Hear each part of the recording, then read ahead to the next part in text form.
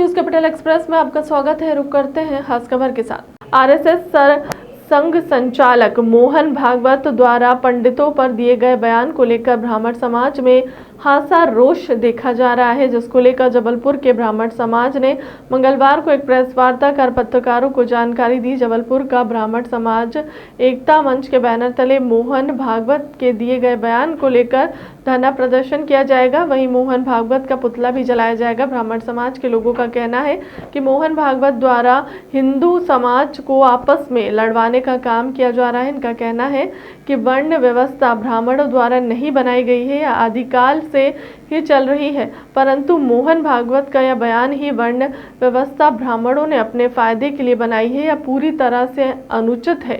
ब्राह्मणों के दिए गए इस बयान का ब्राह्मण समाज के लोगों में खासा आक्रोश देखा जा रहा है।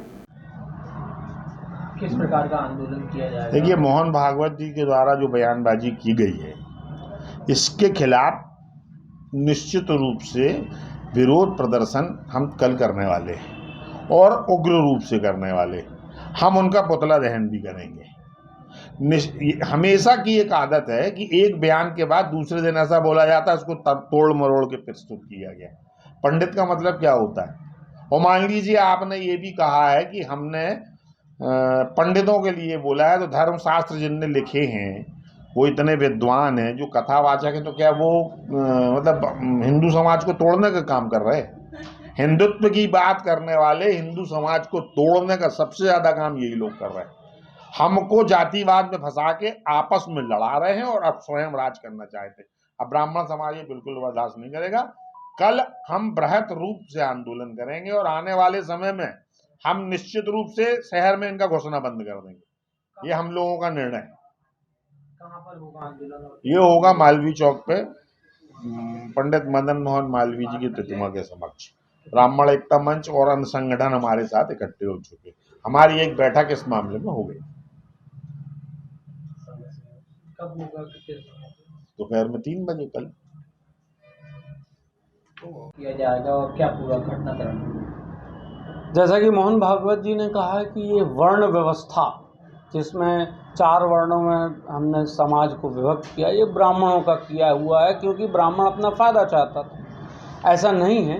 वर्ण व्यवस्था आदिकाल से चली आ रही है और ये निश्चित है कि जो जिस कर्म के योग्य है वो वर्ण व्यवस्था पर आधारित है, ना कि ब्राह्मण होने का ये मतलब है कि हमने किसी का अपमान किया। और फिर ये बयान दे देना कि धर्माचार्यों के लिए हमने ये कहा है, ना कि ब्राह्मणों के लिए। तो धर्माचार्य भी तो वही है, धर्म का प्रचार कर रहा है, समाज को एकत्र कर रहा है, सनातन को बना रहा है। आप एक जगह तो सनातन का पक्ष लेते हैं, दूसरी जगह सनातन को तोड़ने की कोशिश। अब ये बर्दाश्त नहीं होगा। ब्राह्मण अपना अपमान अब बर्दाश्त नहीं करेगा। इसलिए हमने एक आंदोलन रखा है।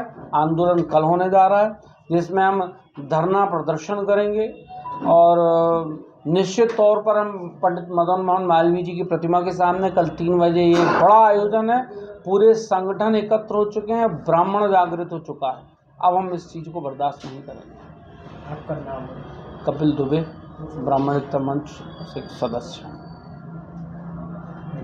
उमरिया की पहचान बनने और कोयले की खदानों में रही है। अन्य प्रदेश के लोग यहां रोजगार के लिए आते हैं, पर आज यहां मजदूर का पलायन हो रहा है। भारी संख्या में बेरोजगारी है। बुधवार को मुख्यालय स्थित नए बस स्टैंड में जिला कांग्रेस कमेटी द्वारा आयोजित जन आक्रोश रैली में भगवान बिरसा मुंडा को प्रणाम कर पूर्व मुख्यमंत्री और प्रदेश कांग्रेस कमेटी अध्यक्ष कमलनाथ ने अपने उद्बोधन में कही। इस दौरान उन्होंने कहा कि प्रजातंत्र में चुनाव एक उत्सव होता है। चुनाव में किसानों की समस्या, बेरोजगारी, पलायन जैसे मुद्दों तो है, पर आज सबसे बड़ा मुद्दा देश की संस्कृति को बचाने का मुद्दा है। कांग्रेस की संस्कृति एक दूसरे को जोड़ने की रही। उन्होंने कहा कि विश्व में ऐसा कोई देश नहीं है जहां इतनी जातियां हो, इतनी भाषाएं हो, इतने त्यौहार हो, इतने देवी देवता हो। यही विभिन्नता और अनेकता है जो हम सभी को तिरंगे झंडे के नीचे खड़े रखा है। बाबा साहब ने हमें संविधान दिया है।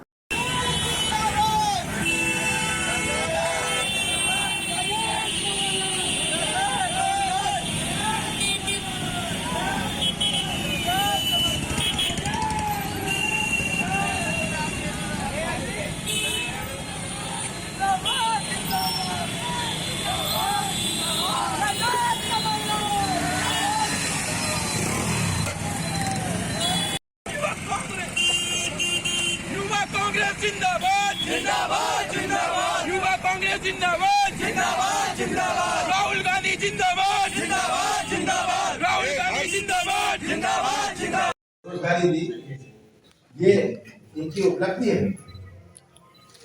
आप सत्य की बात कर रहे हैं, बिल्कुल हम रोक लगाएंगे, हम कानून बनाएंगे। सर मेरा एक सवाल है, अभी शिक्षा आपके सरकार की घोषणा उसमें आप हमने पहले किस्त में 27 लाख किसानों का कर्जा माफ किया। ये मैं नहीं कह रहा, ये विधानसभा में आपने पेश किया 27 लाख पहली किस्त। उसके बाद समय नहीं था, 11 महीने थे। दूसरी किस्त शुरू हुई थी, इन्होंने रोक दी। मेरा लक्ष्य था कि कृषि क्षेत्र पे क्रांति आए। कृषि क्षेत्र में हमारी मध्य प्रदेश की 70% अर्थव्यवस्था कृषि क्षेत्र पर आधारित है। 70% किसान नहीं, पर जो ट्रैक्टर चलाता है, जो बिक्री करता है, जो पंप की मरम्मत करता है, तो 70% हमारी अर्थव्यवस्था कृषि क्षेत्र पर आधारित है। आपकी घोषणा से बहुत सारे किसान इस बात कर्ज माफी उनको तो दोष देना चाहिए बीजेपी को। उन्होंने क्यों बंद करी कर्ज माफी की बिल? किसानों की नाराजगी से तो कांग्रेस की बिल्कुल किसानों की नाराजगी। किसान जो भटक रहा है बीच आज के लिए, आज जो न्याय के लिए भटक रहा है, सबसे पीड़ित आज प्रदेश में हमारे नौजवान और किसान हैं। सर सभी वहाँ पे जा रहे हैं। आपका चेहरा क्या होगा मुख्यमंत्री के लिए, जिस तरह से कांग्रेस से उत्साह देखिए, ये मैंने खुद कहा है, अभी जो मैंडेट चल रहा है इस समय चेहरे पे जो राजनीति हो रही है भावी मुख्यमंत्री। देखिए, ये कोई गाना लगाए तो नहीं सकता, पर मैं कोई पद के कोर्ट में नहीं हूँ। मैंने ये खुद कहा है, मैं मध्य प्रदेश के भविष्य को सुरक्षित रखना चाहता हूँ, वो केवल पद से नहीं होता। सर संविदा कर्मचारियों को लेकर लगातार मांग कर रहे हो, धरने पर मैंने हमारी संविदा के हो, हमारे आउटसोर्स वाले हो। आज आउटसोर्स में कोई आरक्षण, कोई मिनिमम नहीं, उल्टा जो आउटसोर्स का देता है वो तो कमीशन देता है, और वो कमीशन ऊपर तक जाती है जो ठेका देता है आउटसोर्स का। ये भ्रष्टाचार की तो इन्होंने व्यवस्था बनाई, पैसे दो काम लो। इतना कर्ज लिया है मध्य प्रदेश ने, ये कर्ज किस लिए लिया है कि बड़े बड़े आप इससे आरटीआई में मंगाइए, बड़े बड़े ठेके दिए सिंचाई के। ठेके देने का क्या मतलब? विगत कई दिनों से भारतीय जनता पार्टी ओबीसी मोर्चा के पूर्व प्रदेश अध्यक्ष भगत सिंह कुशवाहा और ओमती पुलिस पर अनर्गल आरोप लगाने वाली युवती आज फिर एक बार पुलिस अधीक्षक कार्यालय पहुंची और मामले में पुलिस के आला अधिकारियों से न्याय की गुहार लगाई। युवती का कहना है कि विगत दिनों पूर्व ओमती थाना अंतर्गत एक कार में जिंदा और जले हुए कारतूस बरामद हुए हैं। युवती का कहना है कि उक्त कार उसकी है, जिसे माता गुजरी कॉलेज के पास वहां छोड़कर भाग गई थी, क्योंकि भाजपा नेता उसका पीछा कर रहा था, जिससे वचन के लिए युवती अपनी कार खड़ी कर माता गुजरी कॉलेज में जाकर छुप गई और भाजपा नेता के जाते ही कार छोड़कर वहां से भाग खड़ी हुई। हालांकि युवती ने मामले की जानकारी ओमती पुलिस को नहीं दी थी। लावारिस खड़ी कार की तलाशी अब जब पुलिस ने ली तो उसमें जिंदा और चले हुए कारतूस बरामद हुए। वहीं अब युवती का आरोप है कि ओमती पुलिस ने भाजपा नेता के इशारे पर षड्यंत्र रचकर उसकी कार में कारतूस रखवा दिए और परेशान किया जा रहा है। जी, मैं जन सुनवाई में आई थी, क्योंकि पिछले 3 दिनों से मैं कंटिन्यू आ रही हूँ, साहब मिल नहीं रहे हैं। आज मैं जन सुनवाई में आई थी कि जो कारतूस मामले में है उस पर अभी तक मेरे को कोई भी संतुष्टिपूर्वक जवाब नहीं मिला है। मैंने बार बार मांग की कि कैमरे की जांच की जाए, जहाँ से वो भगत सिंह मेरा सदर से पीछा कर रहा था, वहाँ से लेके माता गुजरी तक वो मेरा पीछा कर रहा था, उसकी जांच की जाए। उसका कुछ भी नहीं हुआ। और मैंने पूर्व में जो शिकायतें डाली, साहब ने आपको क्या आश्वासन दिया? एडिशनल साहब ने मेरे को यही बोला है कि मैंने आरटीआई की बताई कि सर मैंने आरटीआई भी लगाया था, मेरे को थाने से भगा दिया गया था, रिफ्यूजिंग दे दी गई थी, तो मैंने यहाँ लगाया था। तो उस बात पर उन्होंने बोला कि आपने आरटीआई लगा दिया है, आप न्यायालय जाओ। सब कुछ न्यायालय करेगा तो पुलिस क्या करेगी, मैं ये जानना चाहती हूँ। उस दिन भी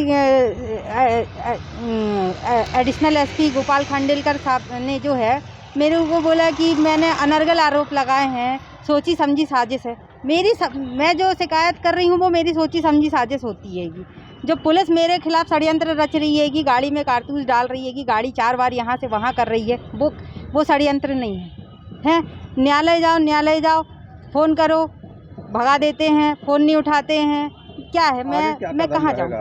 मुझे तो समझ में नहीं आ रहा कि क्या कदम मैं उठाऊँ। मैं खुद नहीं जान पा रही हूँ कि पुलिस से मेरे को किसी प्रकार की सहायता नहीं मिल रही है, सरकार से भी मेरे को किसी प्रकार की सहायता नहीं मिल रही है। न्यायालय ही सब कुछ करेगा तो पुलिस और सरकार किस लिए है? इन सभी शिकायतों को उनको संबंधित अधिकारियों को भेजा गया है और उसमें जो है वैधानिक निराकरण हेतु सबको निर्देशित किया गया है। कुछ परिवार से भी संबंधित मामले थे और 1-2 मामले ऐसे भी थे जिनमें कि कुछ अपराध पंजीबद्ध है। उस संबंध में असंतुष्ट थे जो फरियादी थे, तो उस पर भी कार्रवाई की जा रही है। सर, एक बिलहरी का मामला है कि हत्या का मामला था, कह रहे हैं उसमें मर्ग पूर्व से ही पंजीबद्ध है और उसमें CSP कैंट साहब को जांच हेतु भेजा गया है कि उस पर जो भी साक्ष्य आएंगे उसके आधार पर उस पर वैधानिक कार्रवाई की जाएगी। सफाई कर्मी का भी मामला आया कि उसको मतलब सफाई कर्मी, जैसे कि आप लोगों को ज्ञात है कि सफाई कर्मी का भी एक मामला है कि वो पूर्व में कंटिजेंसी शाखा से कार्यरत थे, परंतु युक्तियुक्तकरण के तहत जो है उसको पृथक किया गया है, तो उस पर उनको वैधानिक रूप से उस पर अवगत कराया गया है।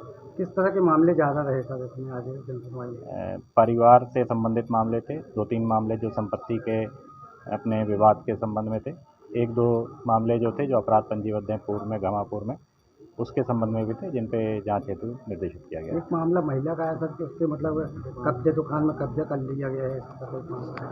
बिल्कुल, उस पर भी जो है CSP साहब को निर्देशित किया गया है कि उस पर जाँच करें, उसके पोजीशन किसके पास है, डॉक्यूमेंट्स क्या हैं और जो भी उस पर वैधानिक कार्रवाई होगी उस पर की जाएगी। Thank you sir. Jabalpur police और क्राइम ब्रांच की टीम ने चोर गिरोह का पर्दाफाश करते हुए 4 लाख रुपए के 8 वाहन जब्त कर 3 चोरों को दबोच लिया है, जिसने पूछताछ जारी है। क्राइम ब्रांच और थाना कोतवाली और पाटन की संयुक्त गठित टीम द्वारा 3 शातिर वाहन चोर को गिरफ्तार कर चुराए गए 8 दोपहिया वाहन कीमत लगभग 4 लाख रुपए जब्त किए गए हैं। पुलिस को सूचना पर सुजल खनेरिया 19 वर्षीय निवासी गलगला टोरिया दुर्गा मंदिर के पास और अर्जुन सोनकर उम्र 23 वर्ष निवासी गुरंदी बाजार को चोरी की एक मोटरसाइकिल और एक एक्टिवा के साथ रंगे हाथों पकड़ा गया। पूछताछ पर उक्त मोटरसाइकिलें कोतवाली क्षेत्र के चोरी करना स्वीकार किया है। तस्दीक पर दोनों मोटरसाइकिलें थाना कोतवाली में मामला पंजीबद्ध होना बताया है। जी भैया। मुखबिर की सूचना पे पाटन, कोतवाली और क्राइम ब्रांच की संयुक्त टीम ने अर्जुन, सुजल एक एवं अन्य उसके साथी के साथ मिलकर 8 मोटरसाइकिलें बरामद की हैं। ये उन्होंने शहर और देहात के विभिन्न थानों से अलग अलग जगह से उन्होंने चुराई हुई थी। इनसे पूछताछ की जाकर अन्य कार्रवाई और की जा रही है और इन्हें अदालत पेश किया जाता है। ये आपराधिक रिकॉर्ड हैं इनके? अभी तक तो ऐसे प्राप्त नहीं हुआ है, अन्य थानों से और जानकारी दी जा रही है। ये लगभग कितनी कीमत होगी? 4 लाख रुपये। सागर जिले के गलाकोटा में सागर दमोह मार्ग नदी पार विश्राम परिसर के पास मध्यस्थता, जागरूकता और विधिक साक्षरता शिविर का आयोजन किया गया। साथ ही न्यायाधीश के आवास गृह का भी भूमि पूजन किया गया। इस कार्यक्रम में अरुण कुमार सिंह प्रधान जिला और सत्र न्यायाधीश जिलाध्यक्ष विधिक सेवा प्राधिकरण की अध्यक्षता में तहसील विधिक सेवा समिति व्यवहार न्यायालय गलाकोटा द्वारा मध्यस्थल संबंधी योजना, राष्ट्रीय विधिक सेवा प्राधिकरण नई दिल्ली, मध्य प्रदेश राज्य विधिक सेवा प्राधिकरण जबलपुर और शासन द्वारा संचालित विभिन्न जनकल्याणकारी योजनाओं से आमजन को जागरूक किए जाने के लिए शिविर लगाए गए। इसी के साथ नगर न्यायाधीश के आवास गृह का भूमि पूजन भी किया गया। न्यायाधीश अरुण कुमार सिंह ने मंच से अपनी बात रखी।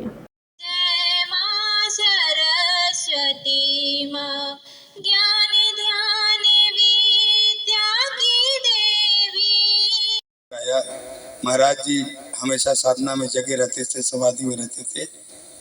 तो वहां से गायब हो गए, कोई तीसरा व्यक्ति आ गया और पूरे जीवन की समाधि का फल ले लिया। तो धैर्य जो होती है, जो तितिक्षा होती है, सहनशीलता होती है, वो बहुत बड़ी चीज होती है।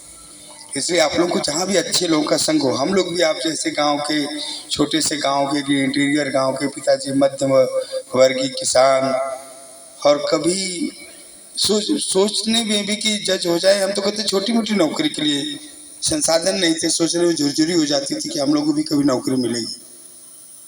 लेकिन जहाँ भी अच्छे सेमिनार होते थे, अच्छे लोग आते थे। ये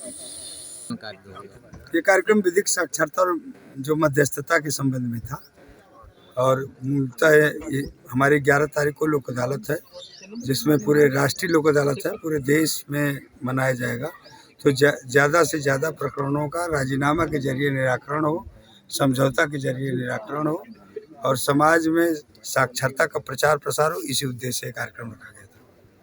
पूज्य संत रविदास महाराज समाज में असमानता और विदेशी आक्रमण करने वालों के विरुद्ध जन जागरण करने वाले महापुरुष थे। सबको अन्न मिले, सब प्रसन्न रहे, या उन्हीं का संदेश था, जिस पर अमल करते हुए भाजपा सरकार मुफ्त अनाज की योजना चला रही है। सबके सिर पर पक्की छत को यह संकल्प प्रधानमंत्री नरेंद्र मोदी का है। यह बात राजस्व और परिवहन मंत्री गोविंद सिंह राजपूत ने राहतगढ़ में आयोजित संत रविदास जयंती के अवसर पर कही। उन्होंने कहा कि भाजपा सरकार हर जरूरतमंद के लिए योजनाएं चला रही है। हर व्यक्ति इन योजनाओं से लाभान्वित होकर भाजपा सरकार से जुड़ रहा है। संत रविदास के आदर्शों पर भाजपा की सरकार चल रही है। आगे उन्होंने कहा कि संत रविदास के आख्यान बताते हैं कि वे धन वैभव को तुच्छ समझने वाले, पारस पत्थर को ठुकरा देने वाले ईश्वरीय अवतार हैं।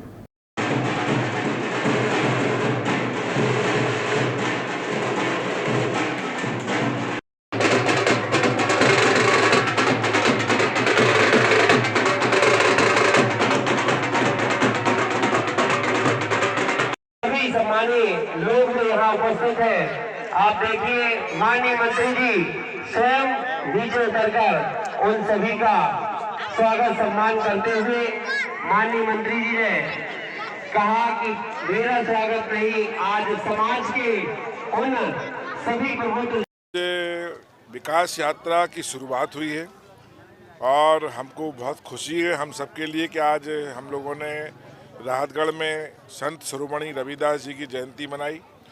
कल सागर में मुख्यमंत्री शिवराज सिंह चौहान जी आ रहे हैं और रविदास जी के नाम से महाकुंभ का आयोजन हो रहा है। उस कुंभ में हजारों की तादाद में हमारे सुर्खी विधानसभा से लोग जाएंगे और विकास का ये पहिया जो भारतीय जनता पार्टी की सरकार में मैंने अपने विधायक मंत्रीकाल में घुमाया है, वो विकास का पहिया थमेगा नहीं। हर वार्ड में, हर पंचायत में, हर गांव में विकास की न केवल बातें होंगी बल्कि विकास के काम हो रहे हैं और जनता यही चाहती है काम हो। विकास के साथ साथ उसकी हितग्राही काम भी हो रहे हैं। आज आयुष्मान कार्ड हो, संबल कार्ड हो, उसके प्रधानमंत्री आवास हो, लाडली लक्ष्मी योजना का लाभ हो और अब तो हमारे मुख्यमंत्री ने घोषणा की है लाडली बहना, तो लाडली बहना में 1000 रुपया हमारी हर बहन को हर महीने मिलेगा। इससे महिलाओं में, हमारी बहनों में बहुत हर्ष है। तो ये सरकार विकास भी कर रही है और व्यक्तिगत लोगों के हित के काम भी कर रही है। सीएम शिवराज ने पूछा कमलनाथ से सवाल, कहा कमलनाथ केवल खिसियानी बिल्ली की तरह इधर उधर की बात कर रहे हैं। कमलनाथ और कांग्रेस झूठ बोलने में माहिर है। झूठे वचन पत्र पर ही उन्होंने पिछले बार वोट मांगे थे और कोई वचन पूरा नहीं किया। आज फिर उनके वचन पत्र का एक वादा अब उनके साथ ही जनता को याद दिला रहा है। कांग्रेस और कमलनाथ ने कहा कि 200 से लेकर 500 हेक्टेयर विशेष कृषि क्षेत्र विकसित किए जाने के साथ एक ही स्थान पर कृषि उपकरण, सिंचाई, विद्युत, बीज उपचार, मिट्टी प्रशिक्षण, ग्रेडिंग, भंडारण की सुविधा देने और इन क्षेत्रों को मंडी कर से मुक्त करने का वादा कमलनाथ और कांग्रेस ने किया था। विकास यात्राएं पूरे मध्य प्रदेश में जारी हैं और मुझे बताते हुए खुशी है कि विकास यात्राएं केवल चल नहीं रही है,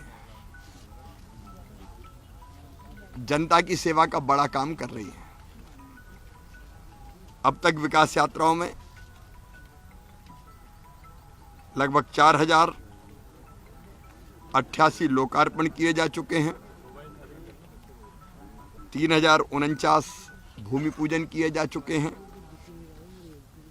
यात्रा में हम हितग्राहियों को लाभ तो दे ही रहे हैं। अलग अलग योजनाओं के पात्र हितग्राही जो सीएम जन सेवा योजना में, जन सेवा अभियान में पात्र पाए गए थे, लेकिन इसके बाद भी हमारी कोशिश है कि अगर कोई वंचित रह गया हो तो कोई ना छूटे, और इसलिए अगर कोई पात्र व्यक्ति मिलता है या मानवीय दृष्टिकोण से कहीं दिव्यांग मिल जाए, कोई अनाथ बच्चा मिल जाए, तो विभिन्न योजनाओं का लाभ देने के लिए अब तत्काल स्वीकृति देने का काम करते हैं। अब तक 40,956 आवेदन मिले, जिनमें से 34,234 पात्र पाके स्वीकृत भी कर दिए गए। ये मैं केवल इसलिए कह रहा हूं कि केवल एक कर्मकांड नहीं है कि यात्रा चल रही है, लोगों की जिंदगी में कैसे बेहतरी आए इसकी कोशिश है।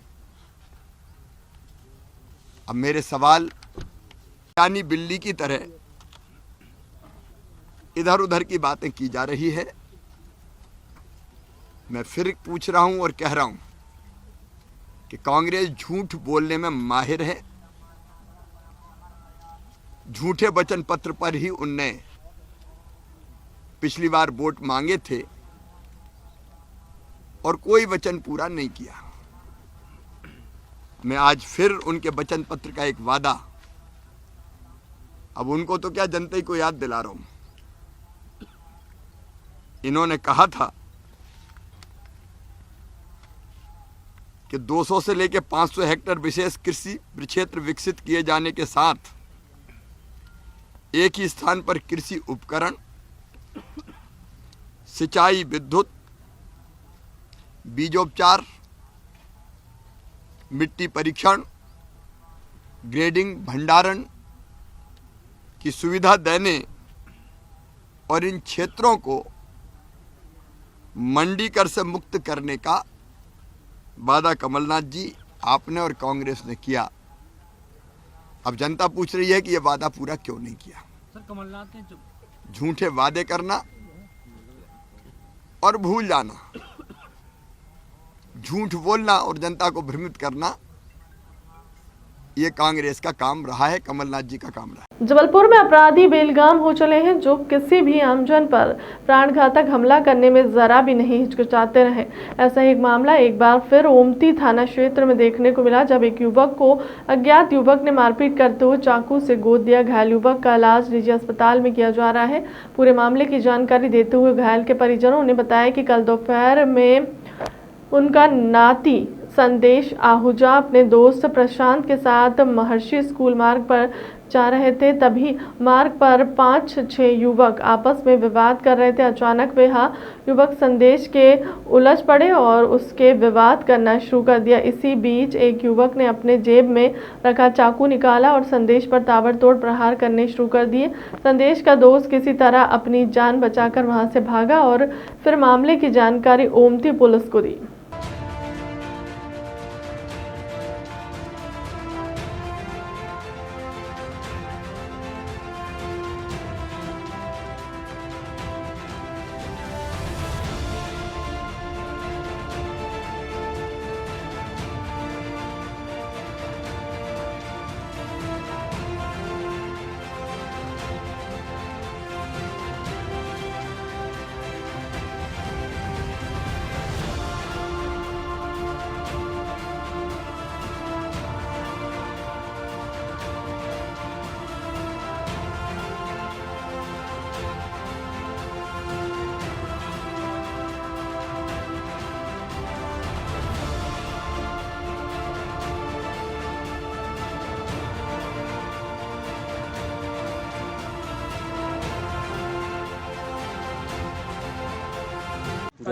कल दोपहर में महर्षि स्कूल के सामने मेरा नाती संदेश आहूजा अपने दोस्त श्रीकांत के साथ उसके भाई को स्कूल लेने गए थे।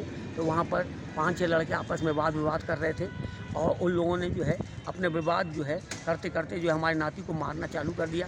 गिरा गिरा के चाकुओं से हमला किया और उसको जो है हम घायल अवस्था में वो दोस्त उसके जाके विक्टोरिया हॉस्पिटल में ले गए, वहाँ भर्ती किया।